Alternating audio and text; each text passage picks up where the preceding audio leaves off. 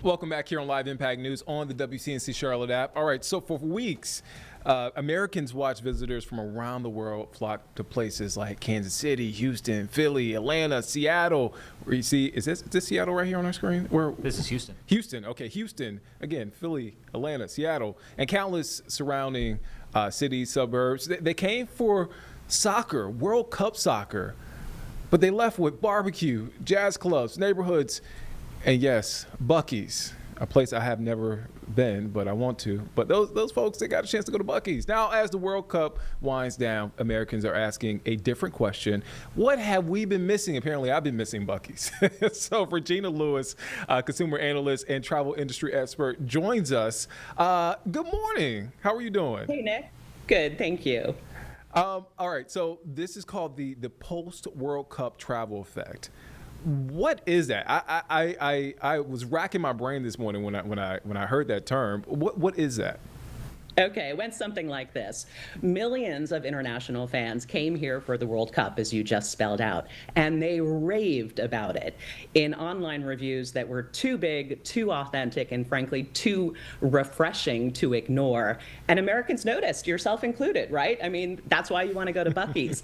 That is the post-potentially World Cup travel effect, and we're seeing some early signs. 86% of Americans felt genuine joy in watching international fans enjoy our country. 80+% want to host more global events on U.S. soil. Good news, we are going to be doing that. And obviously, Charlotte really stands to gain if that can be true. The Bank of America Stadium is a showstopper. The issue will be, can you get those bids in to host global events? And Roger Goodell said it best, right? That's going to take infrastructure. You need places for people to stay, hotel rooms. You need sidewalks. That kind of thing really enables sports tourism, which now, this is a show-stopping number, is a $1 trillion industry. That means for every $10 spent on tourism, $1 tracks back to sports. Wow, right? Really adds up. Youth, collegiate, pro, and it's only getting bigger. Yeah, and Charlotte's hosting MLS All-Star this week. So a big week for Charlotte, as you just mentioned. What's trending now? Where are we going as Americans? Where are we gravitating towards? We're gravitating towards Americana communal experiences. The fan festivals were really the rage. 70% of people who traveled around World Cup soccer didn't have a ticket to a single match, but they really wanted to be part of it. That's the phenomenon that young people in particular are really gravitating towards. And they're doing it in places called detour destinations. So if I'm in Nashville, maybe I also want to go to Charlotte. If I go to Charleston, am I adding on all of the places in between? And if we can keep that momentum going, the trickle-down effect is absolutely gigantic for jobs. I was really struck. LinkedIn just published their fastest growing jobs in sports. Number one is event planning.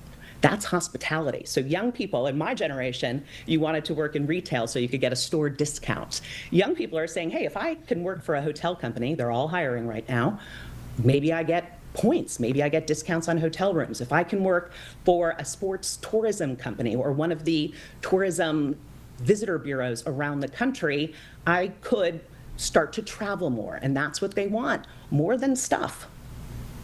Wow, yeah, that is fascinating. What can folks, Americans specifically, learn from those international visitors? Well, they were all in, right? They turned places into experiences. They wore the jersey, if you will. And 80% of them went well beyond host markets and gateway cities. You know, they got off the exit when sometimes we don't. There's a tendency to travel passively in your own country. You think, I'll do it next time. I'll get there someday. But it's a big country. You've got to be deliberate about going out and seeing it. And one big takeaway is they did it in person. These were first-hand accounts. We tend to get caught up in our own algorithm and don't realize you've got to get off your phone and see the country in person. So an immediate follow-on, the World Post-Cup travel effect, is regional travel. Suddenly people in the South saying, you know what, New England looks pretty good. I've never been to Rhode Island. Pacific Northwest, if you're going to Vegas, which has had a resurgence, maybe you tack on Utah. So it's those detour destinations and add-ons that are seeing an immediate post-World Cup travel bump. Fascinating stuff there. Regina Lewis, consumer analyst and travel industry expert. Thank you for your time and for this insight. Of course. Thanks, Nick. All right, let's head to break, folks. We'll be back here in just 2 minutes here on Live Impact News on the WCNC Charlotte app.